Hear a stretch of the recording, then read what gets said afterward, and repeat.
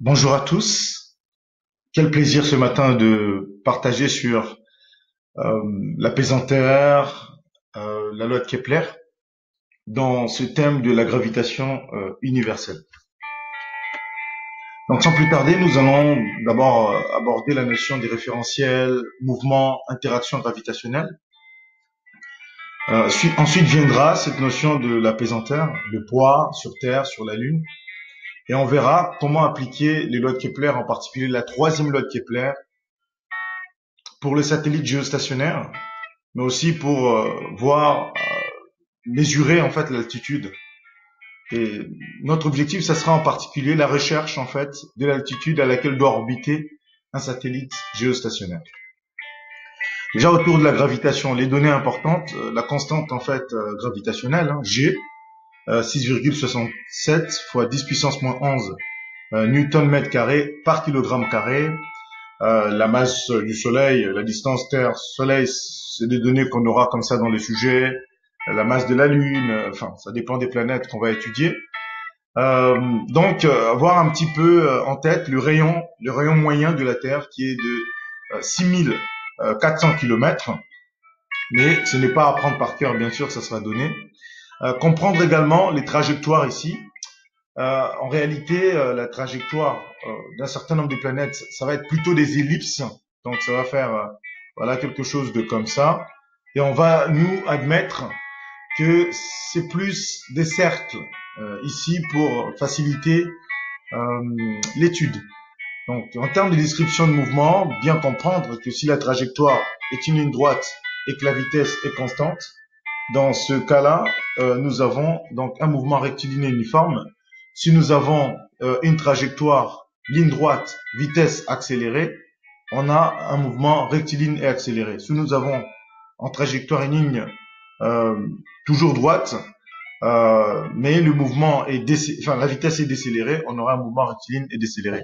De même, circulaire et accéléré, circulaire et uniforme, ellipsoïde et décéléré, curviligne et uniforme, etc. Bon, là, c'est à vous de voir. Ici, donc, la question du référentiel va se poser, savoir qu'est-ce qu'on veut étudier. Dans le cas, par exemple, des planètes du système solaire, d'un satellite artificiel sur la Terre, l'étude des satellites, je sais pas, dans une planète, enfin, dans une planète donnée. Donc, bien comprendre surtout les trois référentiels, les référentiels héliocentriques, les référentiels géocentriques, le référentiel planétocentrique, centré sur une planète précise, géocentrique, centré sur la Terre, héliocentrique, centré sur le Soleil. Voilà. Donc, vous avez ici les définitions et quand est-ce que c'est adapté pour telle ou telle étude. Donc, l'apaisanteur va s'approcher simplement ici par le poids, hein, le poids d'un corps sur Terre. Sa constante, ici, donc P égale mg, c'est une force, hein, donc ça a une direction sur la verticale, ça a un sens. Le sens, c'est donc vers le centre de la Terre, en l'occurrence. Euh, voilà, ça a une valeur, P égale m fois g, sa valeur, son intensité. Et ça a une direction, donc vers le centre ou vers le bas.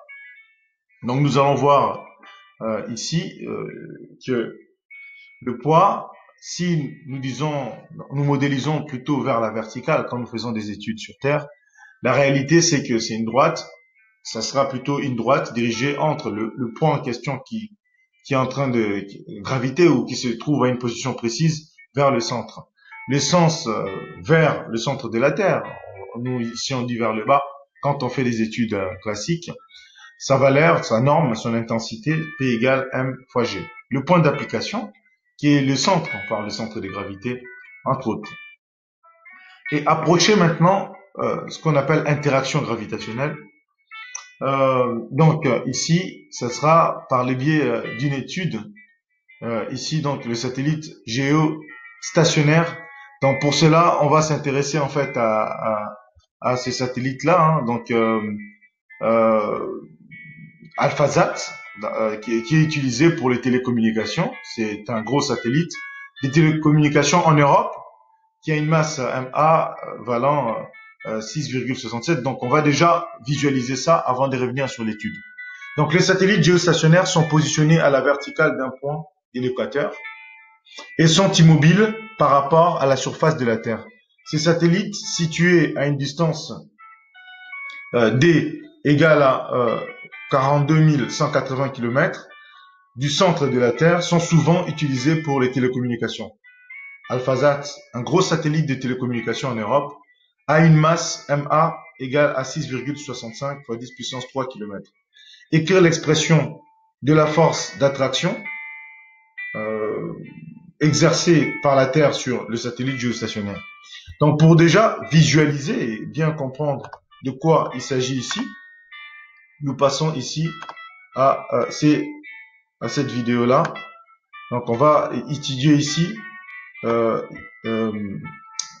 cas-là de ce satellite qui s'appelle AlphaSat. The AlphaSat mission is a partnership between the European Space Agency and satellite operator Inmarsat. This new spacecraft is the most capable and innovative commercial telecommunication satellite ever built in Europe. If there is a new technology in telecommunication space satellites, we probably have it in this satellite. We have the technology development packages, we have the digital signal processing, we have electrical propulsion, we have new star trackers, we are measuring particles around the atmosphere and the Earth that could impact telecommunication satellites. All those things are flying on this satellite. AlphaSat is the first satellite to be based on the AlphaBus platform. Conceived by ESA and the French space agency CNES and developed by Astrium and Thales Alenia Space, this flexible platform can support a wide range of commercial payloads for broadcast, broadband, or mobile communication services. Taking advantage of the powerful AlphaBus, AlphaSat includes advanced digital processors, enabling its coverage to be split into cells. The beam can then be adjusted depending on demand from users in a particular area. AlphaSat is unique. You have the flexibility of changing the coverage in real time, of moving spectrum and power around the coverage area.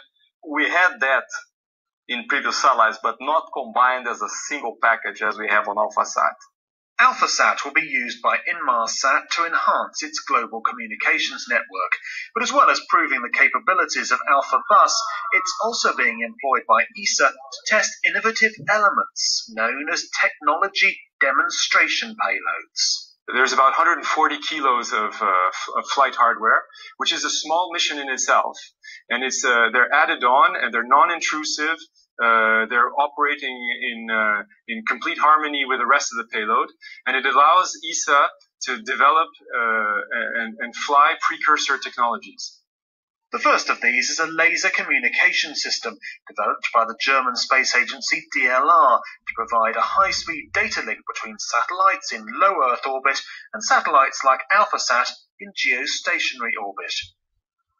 There's also a payload to test the feasibility of using for future commercial applications the QV band, a frequency not so far used.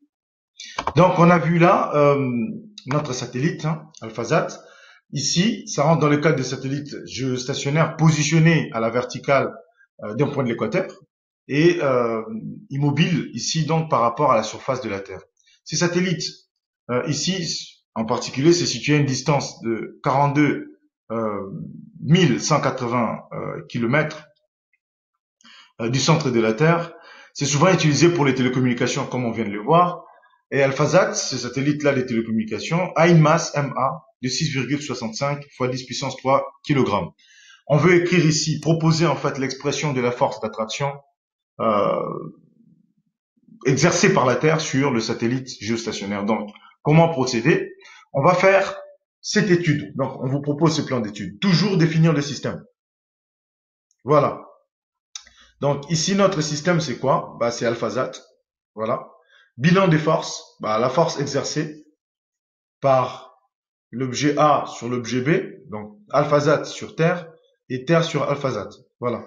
Donc, si on rédige ça, ça sera ici T comme Terre et A comme AlphaSat. Donc voilà comment les choses vont se présenter. Donc on verra que toujours préciser le système, faire un bilan de force, préciser aussi les repères et les référentiels. Donc pour cela, dans ce cas d'étude, la force ici d'interaction ou d'attraction gravitationnelle, c'est G fois la masse d'alphazate fois la masse de la Terre sur la distance Terre-alphazate au carré. Donc cette distance a été donnée, G, la constance ici d'interaction gravitationnelle, a été proposée, on injecte, on fait le calcul, et on propose ici donc les données. N'est pas oublier quand même les unités, hein, parce que l'analyse dimensionnelle est très fondamentale ici. La force s'exprimera en newton, les masses en kilogrammes, et G, comme on a précisé son unité dès le début, ici, en donnant ici donc G en newton, mètre carré, kilogramme par kilogramme au carré. Donc ici, il ne faudra surtout pas confondre ou commettre une erreur sur les dimensions. Donc à vous donc de mener cette étude. Hein. Donc ici, de prendre carrément. Donc ici, il y avait un petit problème sur les unités, c'est corrigé. Voilà. Donc être vigilant, de surtout mettre vos masses en kilogrammes et de bien exprimer vos forces en newton. Donc après, on fait l'application numérique, on fait attention aux quantités. Voilà, n'est pas oublié de mettre cette quantité-là au carré. Hein, donc c'était des kilomètres, donc les mettre déjà en mètres, la distance ici, avant de mettre au carré et ensuite trouver la quantité. Voilà, donc un exemple ici pour fixer les idées. Alors la gravitation universelle ici a été énoncée par Newton. Hein, donc deux corps exercent toujours l'un sur l'autre des actions d'attraction gravitationnelle.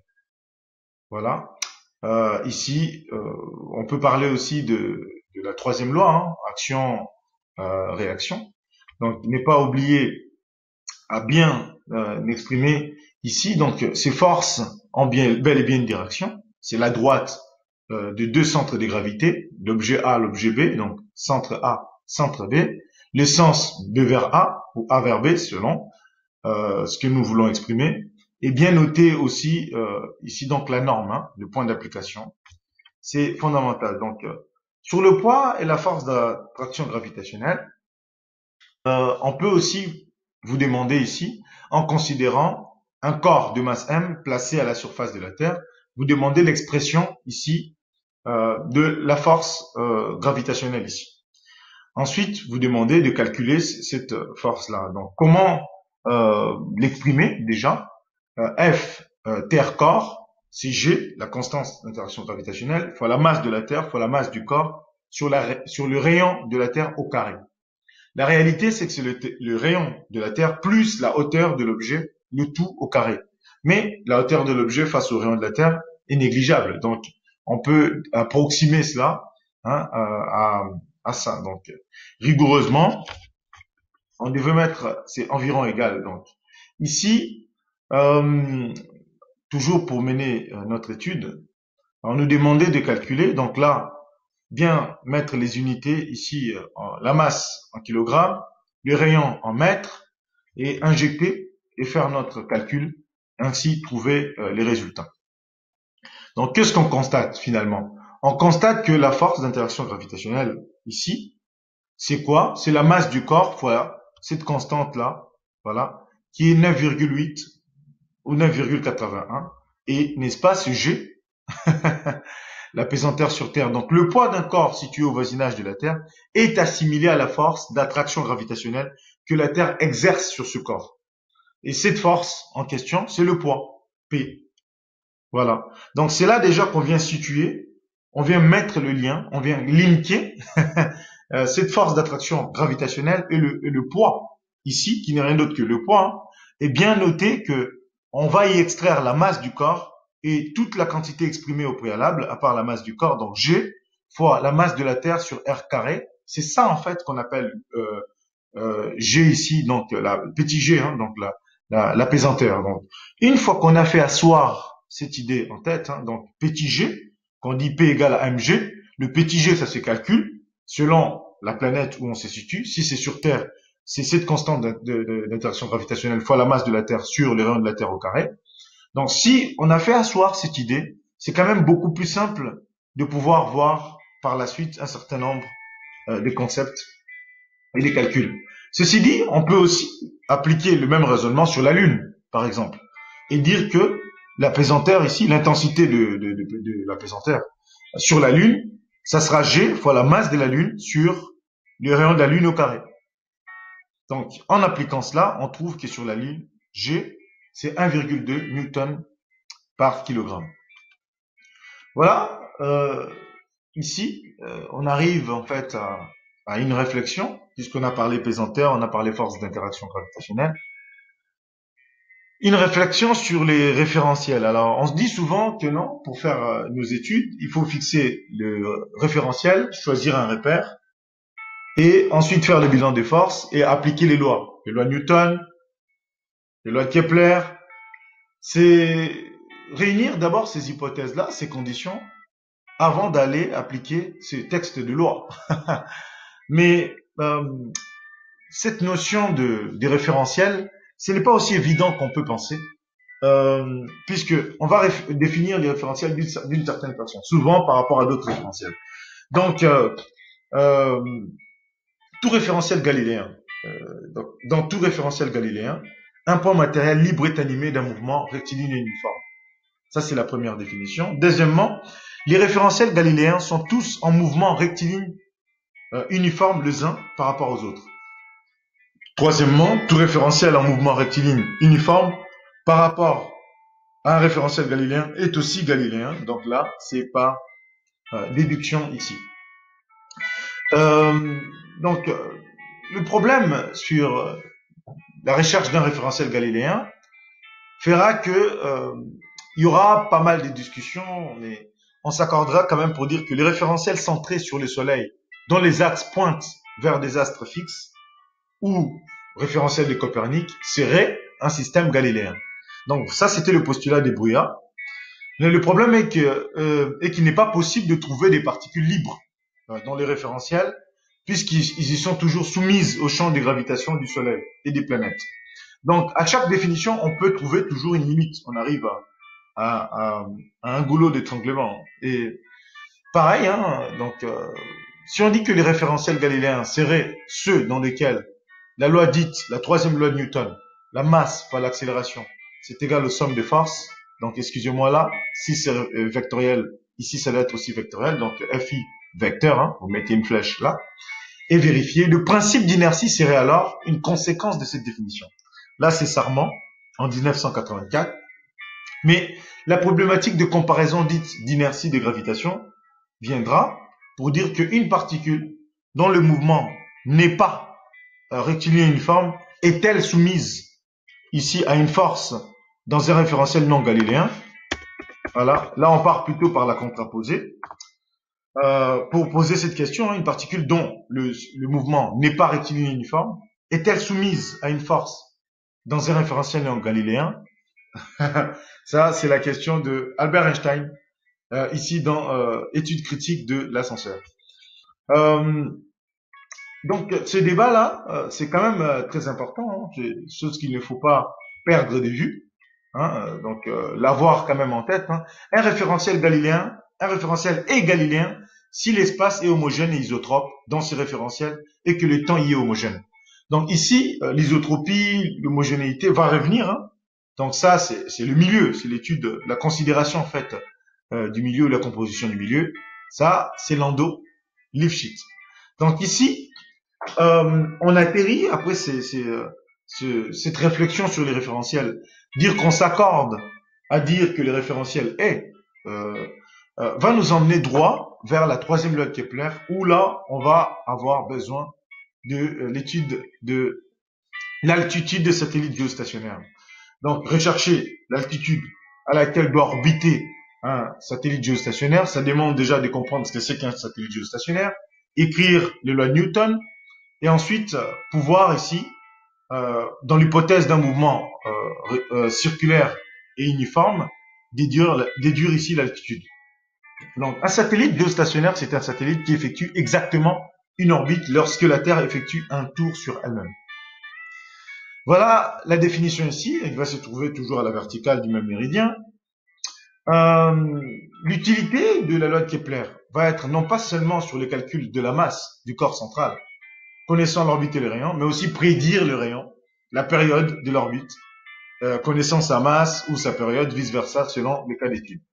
Cette troisième loi de Kepler dit simplement qu'il y a proportionnalité entre le cube du rayon et le carré de la période. On va le voir en détail puisque ça sera à démontrer ici grâce au principe fondamental de la dynamique. Une orbite autour d'un corps central à système plutôt à symétrie sphérique à vitesse constante nous emmène ici à dire qu'à appliquer la deuxième loi de Newton, masse fois l'accélération est égale aux forces extérieures. Quelle force ici, si ce n'est la gravitation ou la force d'interaction gravitationnelle.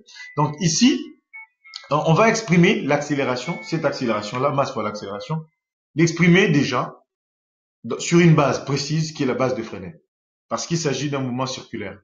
Donc l'accélération, ça sera égal à l'accélération normale plus l'accélération tangentielle. L'accélération normale n'est rien d'autre que v carré sur r, puisqu'il s'agit d'un mouvement circulaire. L'accélération tangentielle, la tangente, donc la notion de la dérivée ici, la dérivée de la vitesse par rapport au temps. Sauf que dans le cas de mouvement circulaire uniforme, vitesse constante donc, la dérivée de la vitesse est nulle. Il ne reste plus que l'accélération égale à v carré sur r. Donc voilà comment les choses vont se présenter. Et dans ce cadre d'études-là, on peut projeter sur la normale et faire notre bilan des forces, ici la force de pesanteur, et dire que la masse fois l'accélération, c'est égal à m fois g fois grand M, la masse de la planète concernée, sur r carré. Donc, du coup, par simplification, on n'a plus que A qui est Gm sur R carré. Donc, ayant cela, et avec l'hypothèse de mouvement circulaire uniforme, l'accélération c'est V carré sur R. En égalisant les deux quantités, on arrive ici à trouver ce qu'on appelle la troisième loi de Kepler, c'est-à-dire R cube sur T carré, qui est égal à une constante. La constante en question, c'est G fois M sur 4pi au carré. Donc, voilà, ici. Donc, dans l'hypothèse de mouvement circulaire uniforme, donc si on dit que A, c'est V carré sur R, pour considérer réellement la vitesse, il faut admettre que la vitesse, c'est la distance sur le temps. Or, la distance, ici, c'est le périmètre du cercle, donc c'est 2pi R. Et voilà, et T, c'est la période. Là, on a exprimé la vitesse, et si on met la vitesse au carré, on va arriver à notre égalité. Ou sinon, c'est dire que comme il s'agit d'un mouvement circulaire, la vitesse n'est pas une vitesse de translation, mais de rotation. Donc, V égale à R fois oméga.